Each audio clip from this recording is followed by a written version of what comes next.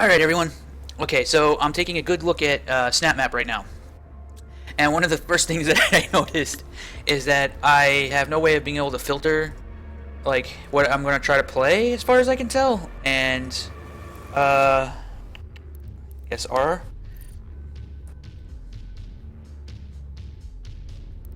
Total time played negative. What the fuck number is that? That's a lot of seconds. Okay, but it's negative. So the game has already ripped a portal into hell. And time no longer matters. Okay. So this is the most upvoted one. He probably should have put an advertisement for like his YouTube or fucking website or something because he got 48,000 upvotes, 6,180 downvotes, and 10,000 people played it. And I played it as well, so I'm one of those people. And it resembles absolutely nothing in any way, shape, or form of actual E1M2. It's not even. It's not even. It's so weird. There's nothing about it that's even remotely similar. Not even kind of. I don't understand. How can something get 48,000 upvotes? Coming in second place, 16,000. Danger, mission, escape. Alright, so we're gonna end up with some weird stuff. But whoever did this one right here, this guy's gonna be famous. Or girl, or whoever, okay? I'm just... Manky's Meltdown, I don't know. We're gonna end up fighting Manky by... Manky buses, Manky by... whatever. Okay. So...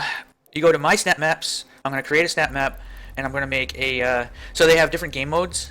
Which, you might just find that maybe making a deathmatch map is actually the better way to go. The only thing is that, when making multiplayer levels, snap maps are, guys, this is going to be really hard to accept.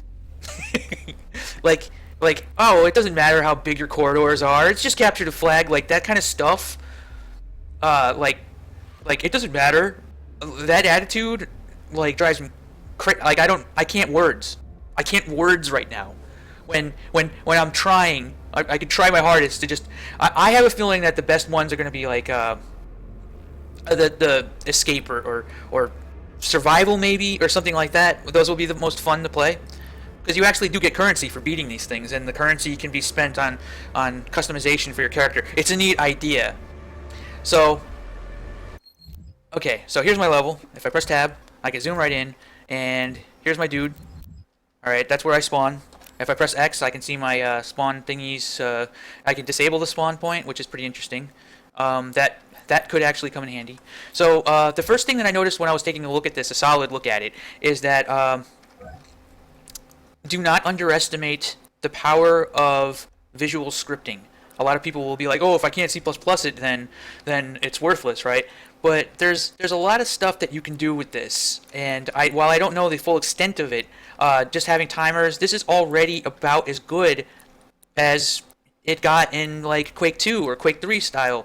This is actually better than the scripting systems in a lot of games from the early 2000s. So don't immediately scoff and like, oh, you can't create interesting gameplay. You can definitely create interesting gameplay with just these things alone.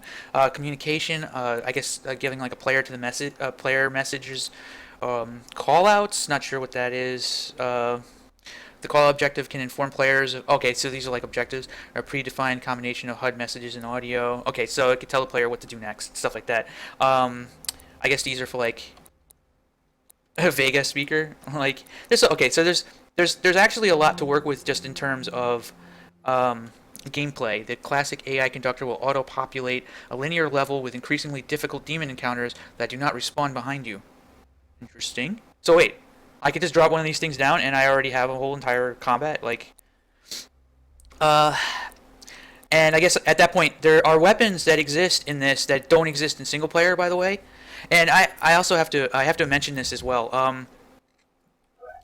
The fact that SnapMap is not directly connected to the single player of Doom 4 itself is both a blessing and a curse. And the reason why is that Doom 4 has power growth, while SnapMap's multiplayer does not seem to have power growth.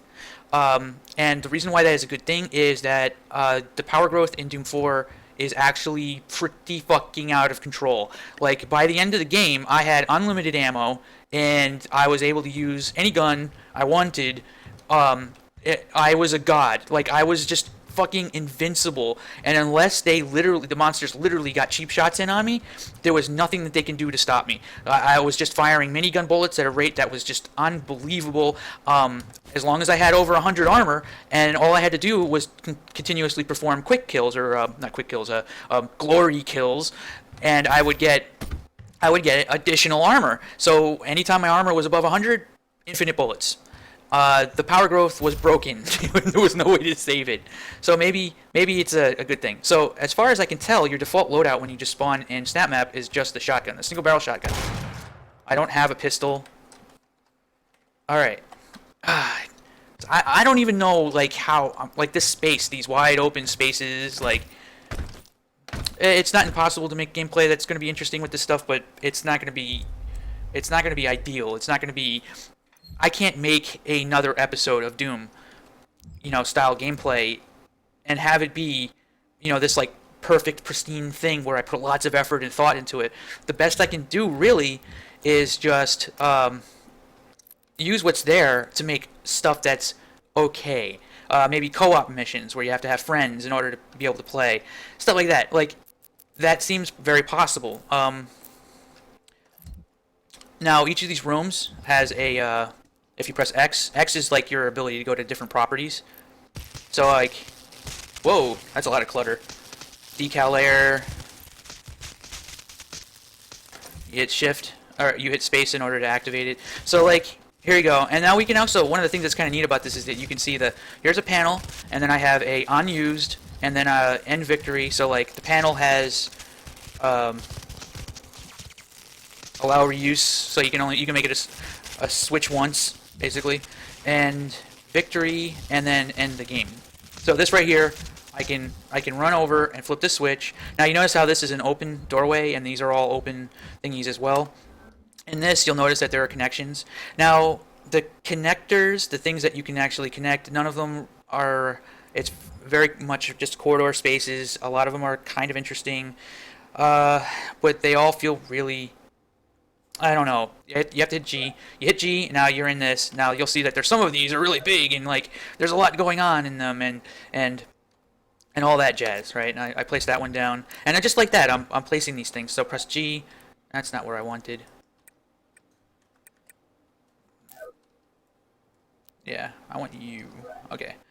So you have lots of different spaces. A lot of them are basically arenas. A lot of them will be pretty decent deathmatch levels. A lot of the time, you can make a really great deathmatch level in less than 5 minutes because you just take two of these things, put two of them next to each other, and then press press Z to flip it. So, all right, see how like there's this right here. I can then add another one.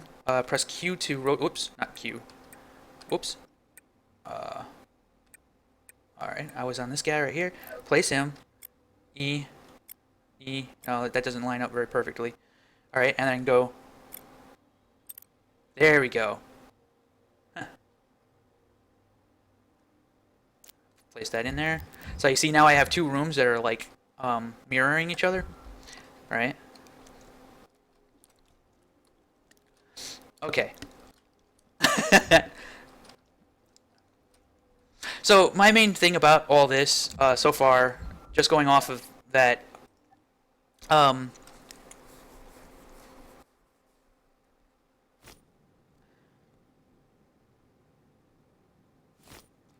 is that these spaces, they're kind of large, they're kind of open. They're not bad for multiplayer when you have like 4 players in co-op. Co-op is definitely a thing that you can do. I believe you can probably select like what guns people start off with. In my case, I'd probably force everybody to start off with a pistol. Pressing tab does not give you a mini-map. As far as I can tell, there is no mini-map. So if I was to design a co-op campaign or something like that using Snap Map, you can get lost as fuck and there's nothing you can do about it. So yeah, I'd have to be really careful about how these things are designed. There's nothing to direct you. And a lot of these spaces are pretty big, and they're pretty decent arenas by themselves. Like this could be a shitty deathmatch level right here. You're looking at it. This is it. Yeah. Woohoo! Yeah. And there we go. So like, let me get back in the snap editor. Okay. So let's see. And of course, all of these rooms have you have a choice of different style for post processing. I'm just gonna leave it. Whoa.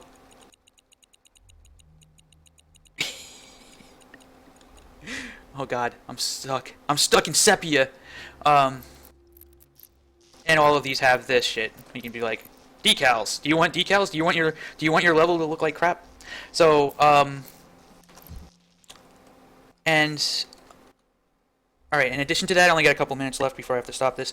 But there are weapons that exist in multiplayer that do not exist in single player. In fact, I don't even see a pistol here, so I guess that's not an option. Single barrel is as low as it gets. Trigger volumes, variables, I guess, for more advanced scripting, encounters for spawning like different types of monsters, but you can also just place the monsters in manually.